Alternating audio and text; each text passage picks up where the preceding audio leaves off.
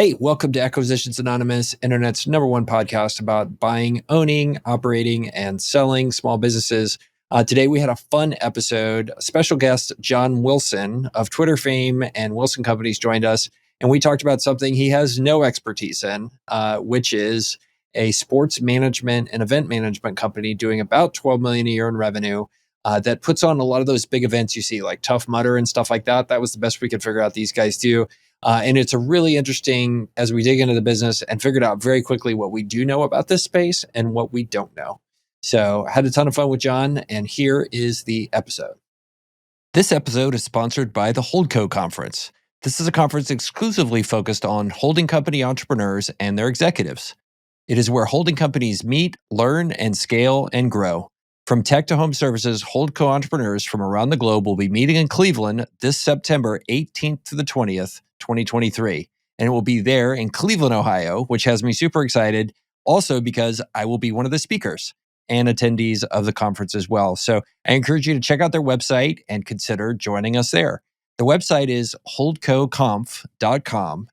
That's HoldCoConf.com. And get more details there and sign up to join us. See you soon. All right, good news, Heather. We traded out Mills for somebody even better. I'm excited. We got John. John, we're so stoked you're here. And I'm glad we put the sock thing to bed because I've been just imagining how your shoes smell. But it turns out you kind of wear something similar to socks, which I refer to as lightweight booties on your feet to provide that barrier between your foot and your shoe. So it's huge. I'm good with that reference. And honestly, I'm just glad we put it to bed. You know, it's been concerning you a lot. You've been, responding to tweets. So I'm glad we solved this. I don't know. Maybe I should keep going about wearing socks. Like anyway, you do. My ankles seem to fascinate thousands of people. Yeah, maybe OnlyFans is where you should go after this. It goes Acquisitions Anonymous, OnlyFans. Okay. So you have something to promote. So we definitely want to talk about that. And then we have a cool deal to talk about that is totally out of your wheelhouse. So it's going to make for great radio. But let's talk about what you got going on. Well, the big thing we have going on right now is we have HoldCo Conf coming up I just realized that we're 4 weeks away as day of recording, which is wild. So there's still a lot to get done, but we're excited. So this is our second year of doing HoldCo Conf. So last year we had about 120 butts and seats. So we're expecting a little bit of a larger crowd than that, and we're really excited about that. And it's a place where holding companies come and meet and get to learn best practices. And we have some awesome speakers. So, Michael here is coming to speak. We have Sieva coming to speak. We've got a whole list of awesome speakers up on the website, so people should check it out. HoldCoConf.com.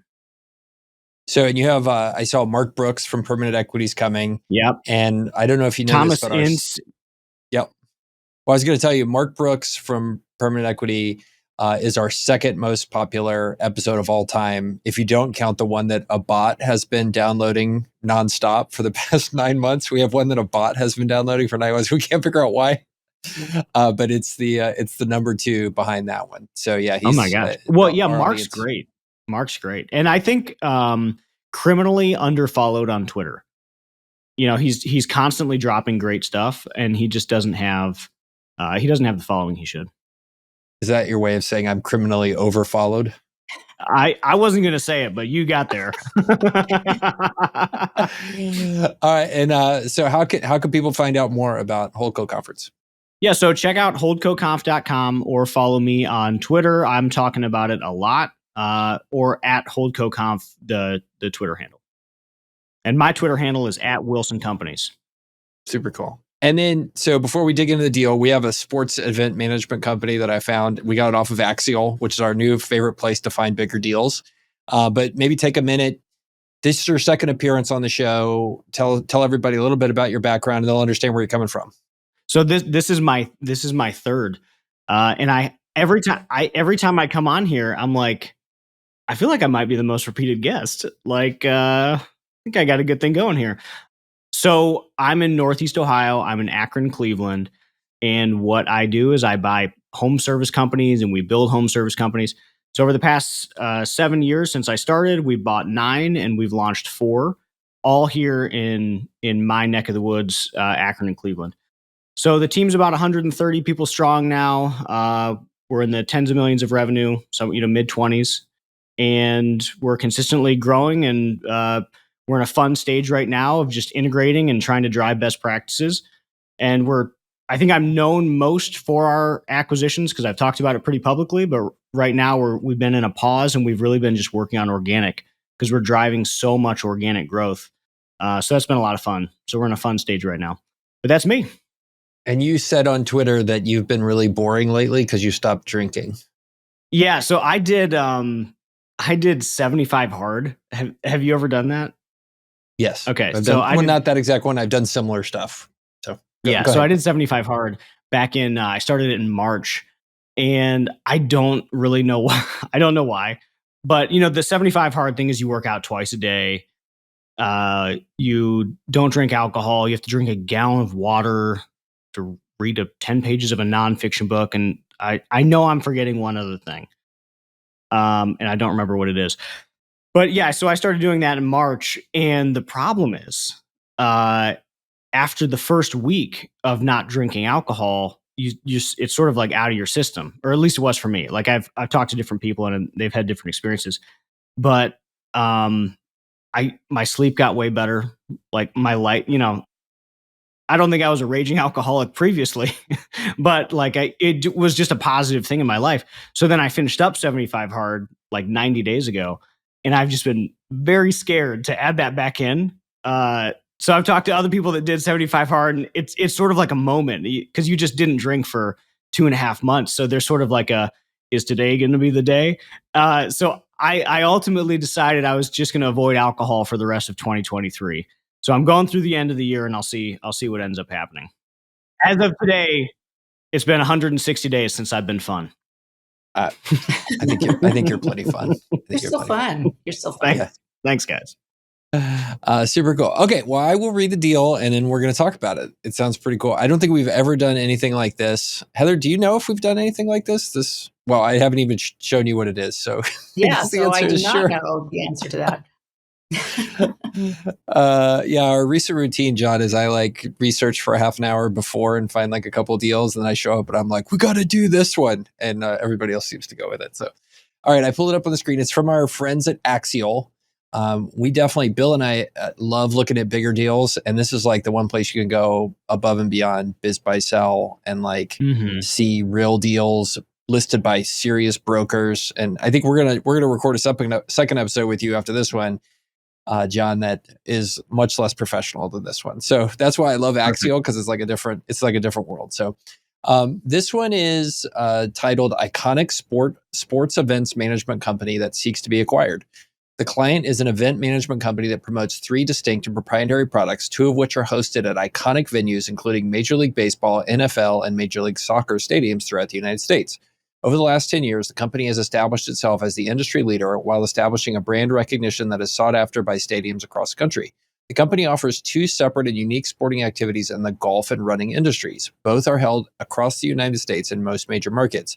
The stadium events are open to the general public and attended via pre-registration, requiring little cash outlay to promote. The use of subcontracted labor for the events allows the company to be nimble and very profitable. In a separate but complementary offering, the company hosts the largest virtual running event in the United States. All brands support charitable causes and provide additional incentives for participation. The company expects revenues of $12 million with an EBITDA of $2.7 million for fiscal 2023. I'm going to go into the historical numbers here, but do we understand what these guys do? Is it clear reading this? I feel like it's sort of like I'm reading this as like a Spartan race or something like that. Have you ever done that, or like a CrossFit Games type of thing? I know the Tough Mudder. I don't know how big they are, but I know that they tend to host a ton of their stuff inside stadiums throughout the U.S. because it's just the easiest place to find it, and then they set up all the obstacles sort of around it. But this I did a Spartan a couple years ago, and it was in the middle of a cornfield and woods. So I used to do those Tough Mudder and stuff like that when I was younger, and I hadn't realized I hate running so much, so I don't do them anymore.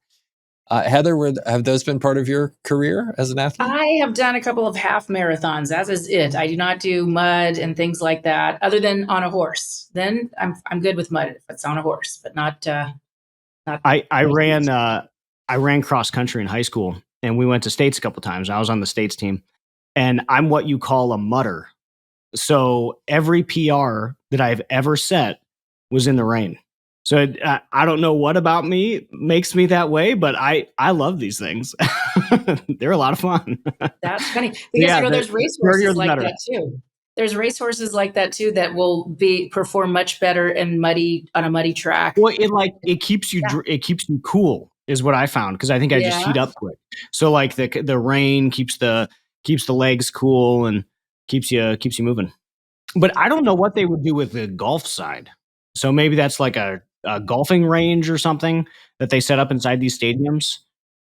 It's interesting that it's in the stadiums potentially. I mean, Yeah. you could have Yeah. driving contests, but mostly Yeah. it's like, I mean, what I see is people will do charity focused golf scrambles and stuff like that. And all the golf nerds come out and do it.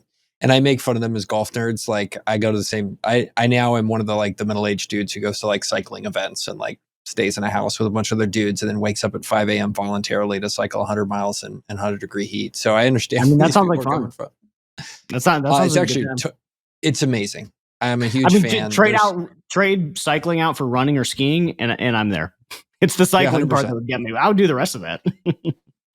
It's this weird middle age thing. And Heather, I don't know if you're getting this too, but like I'm gravitating towards just like hour after hour of suffering for some reason. I don't know why it's fun, but like I'm going cycling tonight. It'll be 105 degrees and like I'll feel like vomiting for an hour and a half. Like, and I'm like, I asked permission from my wife to go do this. I'm like, hey, can I go cycling today? So That's what Heather, I'm amazed you do it in the heat. That is, that's too much for me. I'm with John. Like as soon as summer hit here, I stopped jogging. I'll start jogging again when it cools off. you're in So SoCal. It's like You paradise. just have to jog at 5 a.m. because that's not that, it's not right. that Well, high. I can't do that either. So yeah, no, I know, and I'm in SoCal. It's not even that hot, but I still can't do it. So back to this deal, it sounds like their business is partnering and reserving venues with local folks, potentially local nonprofits and local venues. Then they go and they figure out a way to promote that to potential attendees.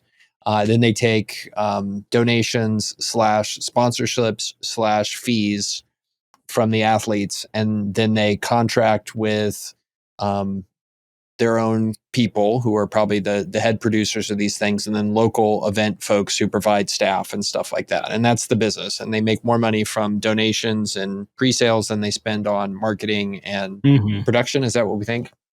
I think so. I'm interested in so the only time I've ever attempted to rent a stadium, it's only been one time, and it was for HoldCoConf.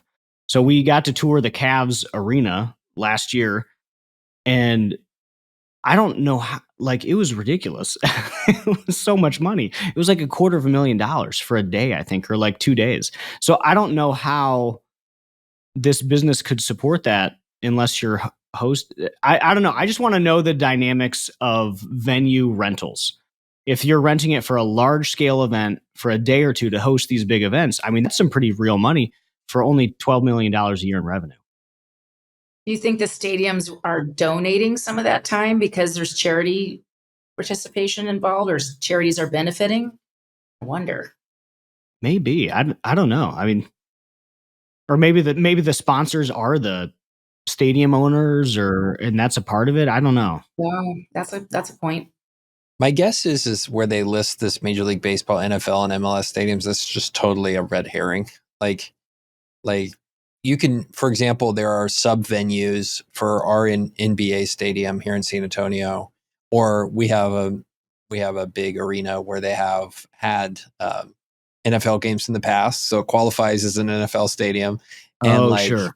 You do it in the parking lot. It's pretty straightforward. So I think that's really a red herring. We've seen this before, John, in just some random listings where they'll throw in NHL and like Hall of Fame stuff, and you're like, wait, that actually doesn't mean anything. It's a broker trying to woo you into giving some cachet to it.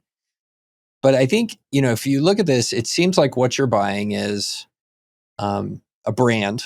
So they have these 3 different products that they're doing. So you're buying the brand, then potentially you're buying a customer list. So there's a repeat customer list, and then you're buying some relationships and probably some expertise. Or those are really the 4 things. Is there anything else I'm really buying when I buy this I business? feel like I'm wondering how customer acquisition works. So like if I'm, Spartan, all those seem to be very social media driven. So maybe you're getting the channels, maybe you're getting the outreach that they have, because you could do a lot more with that. I mean, maybe there's gear, maybe there's swag, maybe there's all this other stuff that you could do inside that vertical with that audience. So I don't think I would discount that, because that's probably how it launched. I think events can be really interesting. They can have some very interesting revenue channels. To your point, John, Mhm. I looked at one once where it was really magazines. Basically, it was what the business looked like, but really the magazines went to specific lists in specific industries. They'd get a good enough Mhm. subscriber base, and the real business was holding events, was holding Yeah. conferences, and bringing them, Yeah. and that's where they made their money. So I think there's probably some interesting other revenue channels and some interesting ways that they earn this 2.7 million, which is really pretty good margin. All right, taking a quick pause here. I have something to tell you. This is Michael. I hate bookkeeping. I hate bookkeeping. I hate doing HR. I hate doing all that kind of stuff. But for bookkeeping, I have found a solution. It is my friend Charlie's business called cloudbookkeeping.com. So that's cloudbookkeeping.com. They are your perfect partner if you want to get bookkeeping out of your hair and focus on making your your customers happier and more successful. So please give them a call. Call Charlie, cloudbookkeeping.com. Tell them we sent you. They're a great way if you're a business buyer, if you're a business owner, you're tired of hassling with getting your bookkeeping done. He's got a whole fleet of people that are well trained and work for him. He's located here in San Antonio, so I can tell you because of that, he's awesome. And they're a great partner for you to potentially call to help with all your bookkeeping needs so you can do the important stuff in your business rather than worry about getting your books right. So give Charlie a call, cloudbookkeeping.com. And now back to the episode. My favorite equivalent business to that is like the business journal business. You like the Orange County Business Journal or is there an Mhm. Akron Business Journal? Do you guys have one, John, or is it combined with Yeah, another there's town? there are, it's like Cleveland has one. It's called the Cranes Business, might be Cranes Business Journal, but it's Cranes. Yeah. So if you look at it, like those are actually just like the advertising and the subscriptions don't matter. It's do they sell like $3,000 and $5,000 tables to luncheons, like just over and over again. They'll be like, "Congratulations, you won. That'll be $5,000 for a table. Please invite all your friends and here's some chicken." It's pretty standard. I've seen that. I wonder how they're attracting folks to this, and it probably is an interesting customer list. But this sounds like kind of recreational, so it's not like you're getting, a really valuable customer list in a particular industry, because it's golf and running, which a wide variety of people obviously are going to be interested in just having fun at these kinds of events. Is my thought. Oh, you know what? It occurred to me. I haven't talked about the revenue perspective. I need to come back to it. So sorry. Let me do that. And then I want to give you a thesis about this business. 2021, they did 9.1 million in revenue and then 2.7 million in EBITDA. In 2022, they did 10.6 million in revenue and 3.2 million in EBITDA.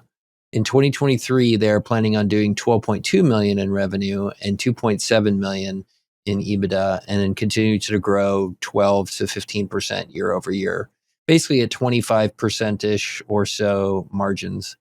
So back to your point, Heather, I bet you dollars to donuts, they're, besides event kind of putting on the events, their number one cost center is Instagram ads. I bet you they spend $1.5 million a year on Instagram ads. I bet you they just write a big check to Meta.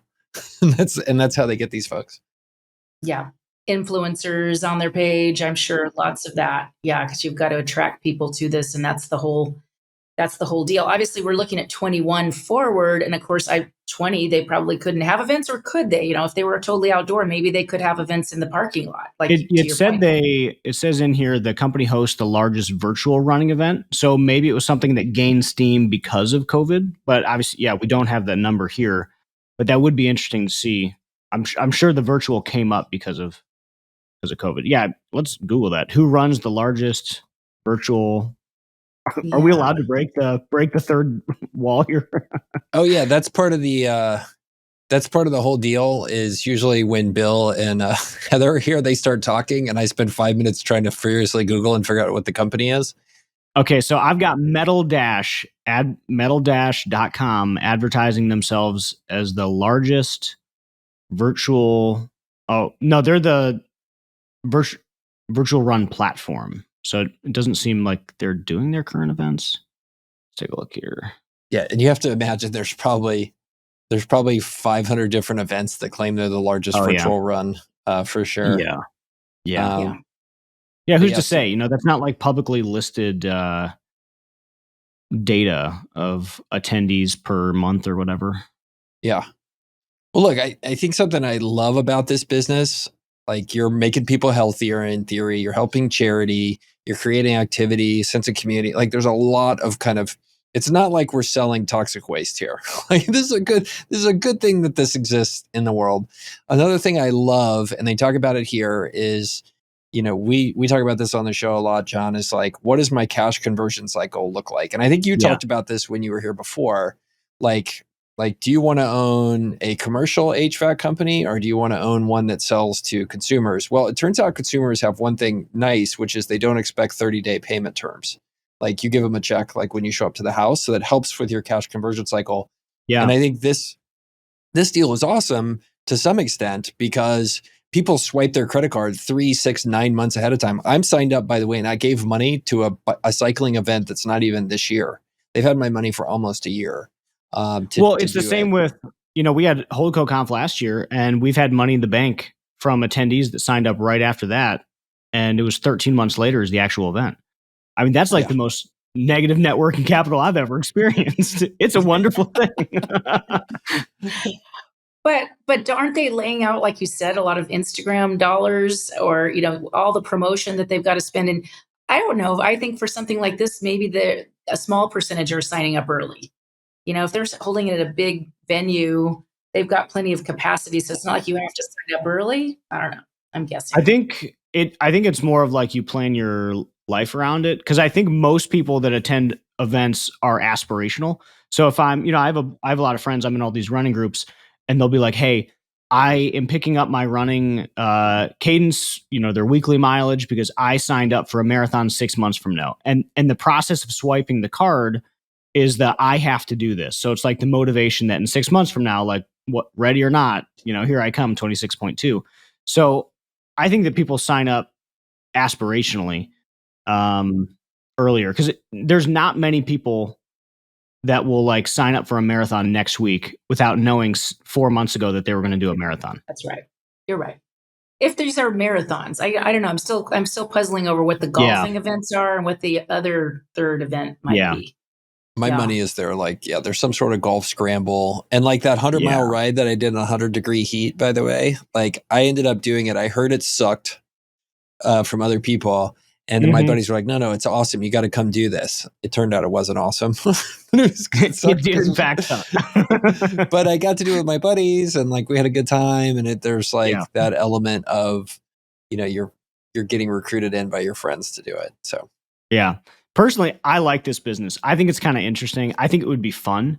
I think live events are a lot of fun, and I think doing something around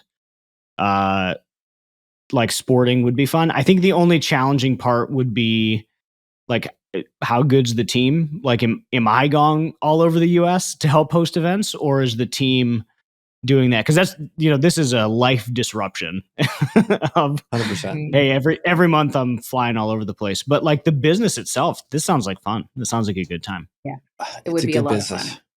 Yeah. Heather, what do you think this should sell for? Ooh, I was just thinking that through. I feel like it almost 3 million of EBITDA and pretty consistent. I'm guessing a 6 or a 7 multiple. Maybe I'm going too cheap there, but 6 or 7. So this is not a good candidate for John, by the way, Acquisitions Anonymous. We're now talking about buying a business live on the radio. So I think it's great. Probably not be a good one for us. We're not buying this one. No. Yeah. Well, I think we would be dumb not to buy one, John, that couldn't benefit from our audience. And like, our audience has nothing to do with this. We're too busy buying businesses to go out and play golf. That's what I have to say. But I think buying one would be fun because then it's just chronicle the journey. Like, hey, Totally. last week we destroyed it. Okay, yeah, I think John. I mean, now that I've, by the way, John, I'm trying to do better now of just saying what I like about companies before I start to poop on them. I think what you're thinking of, what I'm thinking about here is invariably like your summer is going to be spent in the Meadowlands outside of New York City because your lead producer gets sick and can't make it because she has COVID or he has COVID, and you're going to be the one out there traveling all over the place. And you to have make sure 5,000 people that just flew in to do that. Yeah. And I mean, that's the sucky thing about events. Like you've got one day to do it right, and that party's got to go off without a hitch, and everything's got to be perfect, and you only get one shot at it. I think that's the downside of this. But in theory, if you've been doing it for as long as these guys have, like maybe you really know how to do it. You just make it happen. Yeah, I think some of the missing information that would help get more comfort around that is like how many are there a year? If you have like 3 a year, to me that's almost more of a life disruption because your team's not that, you don't have that many reps. Whereas if you were doing like 20 a year, I'd be like, oh, okay, like these guys kind of got they're doing 2 a month, like they got this. We have contingencies in place for the times when things go bad. But yeah, I think on the surface it looks fun, but it wouldn't be for me with 2 young kids. No. Heather, so you're going to write a check for this one, or what are you thinking? I cannot write a check for this one, but I think I think this goes to a strategic, probably again because of the size and someone who a business that or a private equity fund or someone that already runs events and has some kind of back office support and more of a team, and that's kind of what I think where this goes. I was talking to someone the other day on Twitter, and it was exactly this. I have never thought of event companies as a tradable business, and I'm obviously wrong in thinking that, or maybe I'm wrong. But I was talking to a few people on Twitter, and they reached out to me, and there were several people in a day or two that are rolling up event companies, and I did not know that is something that you could even do. I thought that was a very it strikes me more as like a gig type thing, but maybe if you're doing it at scale, I don't know. I've seen a private equity acquired events company, and actually it actually boomed during COVID because of the virtual events and the way that they kind of pivoted and then pivoted back over. What was interesting is as they pivoted back to in person, their margins went down.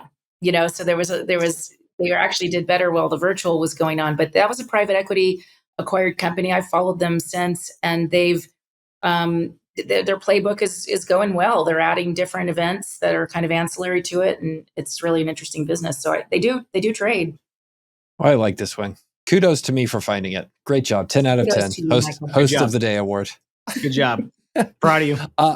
Somebody should check this one out. And I'm very curious when we post this episode for people to kind of teach us about this space. This feels like one of those ones where, if I was going to go dig into this business, I would want to go like talk to every event business for sale, talk to every owner. And really, there's some stuff that, when I talk the way we're talking about this, I'm like, there's some stuff we need to know, and we just don't know what we don't know. And the way to do that is go talk to a bunch of sellers. And so this would be a good one, good one to dig into. And it's a good business. I mean, this is a good business. So, okay. Anything else? Well, so thank you to HoldCo Conf for being here. And how can people find again about HoldCo Conf? HoldCoConf.com, or follow me on Twitter at the Wilson Companies. So it's September 18th through the 20th here in Cleveland, Ohio. Yeah, super cool. Well, I'm excited to be there. And then thanks to Axial for providing the deal today. If you want to look at bigger deals that are higher quality businesses, this ain't no Northern Ohio HVAC company. That's what I'm saying. Ooh. I felt very it. Different. I felt that. I felt it. Yeah. You feel it down in your booties? Anyway. Yeah, okay, on that note. A little bit. Yeah. I hope that part of the video ends up on the pod. I really do, because I feel like the public needs to know. We didn't record that. I mean, we can for the next episode. We'll set the record straight. All right, I'll click stop, and we'll see everybody next week.